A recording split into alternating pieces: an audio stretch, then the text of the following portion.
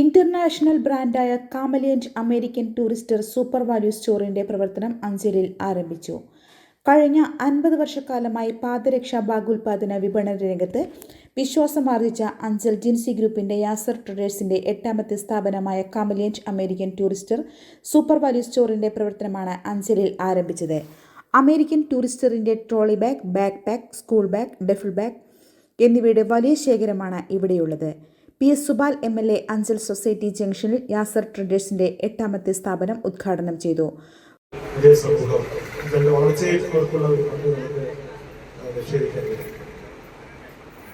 ശ്രീ ജംശ്രീ അവരുടെ നേതൃത്വത്തിൽ തുടങ്ങിയ FC സ്റ്റോഴ്സ് എന്ന് പറയുന്ന സ്ഥാപനമാണ് ആദ്യം ഉണ്ടായ സ്ഥാപനം എന്നാണ് മനസ്സിലാക്കുന്നത്. ഇതിപ്പോൾ ഏതാണ്ട് 8ഓളം സ്ഥാപനങ്ങളാണ് യാസർ ട്രേഡേഴ്സ് അടക്കമുള്ള നിരവധിയായിട്ടുള്ള സ്ഥാപനം. ഇതെല്ലാം ജനങ്ങളിൽ വിശ്വാസം ആർജിച്ചു പോകുന്നത് കൊണ്ടാണ് കൂടുതൽ മുന്നോട്ട് പോകാൻ കഴിയുന്നത്. തീർച്ചയായും ഇന്നിവിടെ ആരംഭിച്ച ഈ സ്ഥാപനം അത് അഞ്ചലിൽ ഒരുപക്ഷെ ഇത്തരം ഒരു സ്ഥാപനം ഉണ്ടോ എന്ന് എനിക്കറിയില്ല. നമ്മുടെ സൂട്ട്കേസുകളൊക്കെ ഉണ്ടായിരിക്കാം. എന്തായാലും ഒരു പുതിയ സ്ഥാപനം ആരംഭിക്കുക ഇന്റർനാഷണൽ ബ്രാൻഡായിട്ടുള്ള ഇതിനൊക്കെ ഇനി ഗൾഫിലോ വിദേശത്തൊക്കെ പോകണമെങ്കിൽ തിരുവനന്തപുരത്തോ കൊല്ലത്തോ ഒക്കെ പോയി ബാങ്ക് വാങ്ങിക്കുന്ന കാര്യങ്ങൾ പെട്ടെന്ന് ഇങ്ങോട്ട് വന്നാൽ മതി. അത്യാവശ്യമാണെങ്കിൽ കടമുണ്ട്.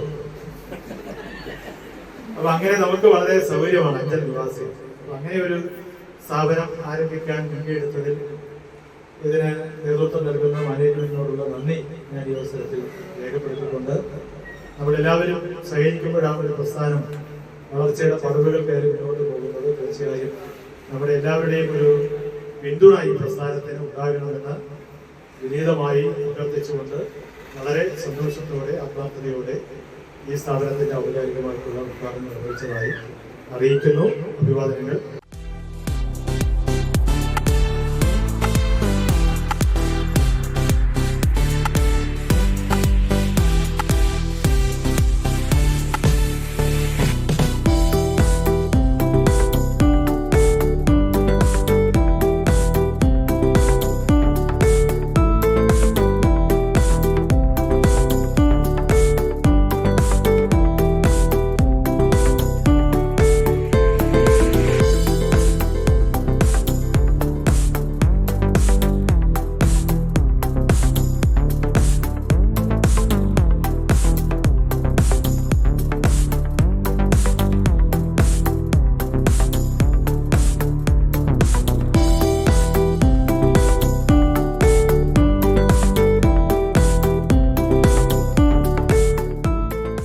ഫാദർ ബോവാസ് മാത്യു ആദ്യ വിൽപ്പന നിർവഹിച്ചു. Anchal panchayat vice president R. Sreedevi, വ്യാപാരി വ്യവസായ ഏകോപന സമിതി Anchal unit working president VM Thomas, Punalur Tippu Sahib sons ഉടമ അക്ബർ സാഹിബ്, അരുൺ മേനോൻ, ഹരികുമാർ K. മേനോൻ, ജോബിൻ, സന്ദീപ് ബാബുരാജ് എന്നിവർ ഉദ്ഘാടന ചടങ്ങിൽ പങ്കെടുത്തു. ന്യൂസ് കേരളം, കൊല്ലം.